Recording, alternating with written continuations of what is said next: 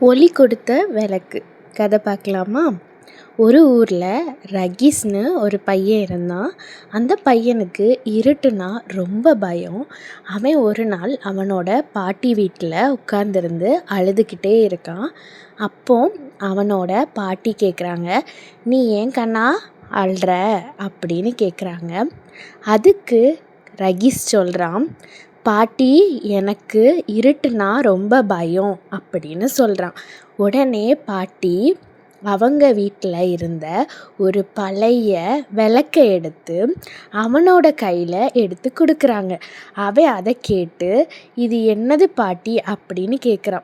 அப்போ பாட்டி சொல்கிறாங்க, "இது வெறும் விளக்கு மட்டும் இல்லை, நீ இதை எடுத்துகிட்டு போ, உனக்கு தைரியம் தானாக வரும்" அப்படின்னு சொல்கிறாங்க.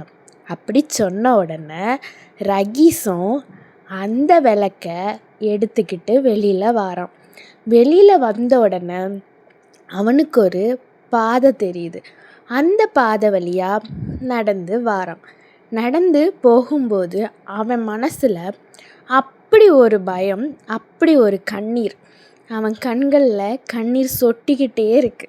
அவன் பயந்து பயந்து நடக்கிறான். கொஞ்சம் தூரம் போகிறான்.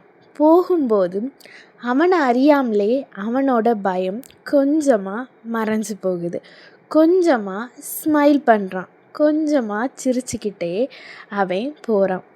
இன்னும் கொஞ்சம் தூரம் நடந்து போகும்போது அவனையே அறியாமல் ஒரு சிரிப்பு, ஒரு விளையாட்டுத்தனம், ஒரு ஓட்டம் எல்லாம் அவனுக்கு வருது.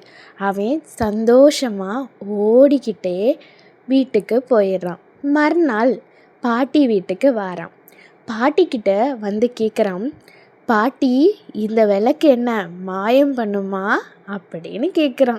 பாட்டி அதுக்கு சொல்கிறாங்க, "இது வெறும் சாதாரண விளக்கு. இந்த விளக்கு மாயம் எல்லாம் பண்ணாது கண்ணா" அப்படின்னு சொல்கிறாங்க. ரகீஸ் அதை கேட்ட உடனே அப்படியே ஆச்சரியமாக பார்க்குறான் அந்த பாட்டியை. அப்போ பாட்டி பார்க்குறாங்க, "ஏன் கண்ணா?" அப்படின்னு கேட்கும்போது, "பாட்டி, இந்த விளக்கு இருந்ததுனால நான் ரொம்ப தூரம் இருட்டை கடந்து போனேன். எனக்கு பயமே இல்லை" அப்படின்னு சொன்னான். இந்த கதையிலேருந்து நமக்கு என்ன புரியுது? ஒரு சின்ன லைட் இருந்தால் எவ்வளோ பெரிய இருட்டையும் கடந்து வந்துடலாம். இது போல தான் நம்ம வாழ்க்கையில் நிறைய விஷயத்துக்கு பயந்துட்டுருப்போம். அந்த பயத்தை எல்லாம் தூக்கி போட்டிங்கன்னா நீங்களும் அந்த விஷயத்துக்கு வெற்றி பெறலாம். இந்த வீடியோ உங்களுக்கு பிடிச்சிருந்துன்னா லைக் பண்ணிவிட்டு தொடர்ந்து இந்த மாதிரி கதைகள் கேட்குறதுக்கு நம்மளோட சேனலை சப்ஸ்கிரைப் பண்ணி வச்சுக்கோங்க. நெக்ஸ்ட்டு என்ன கதை சொல்லலான்னு சொல்லி கமெண்டில் சொல்லுங்கள். இல்லைனா நாளைக்கு ஒரு சுவாரஸ்யமான கதையோட நான் உங்களை தேடி வரேன். தேங்க்யூ. பாய் பாய்.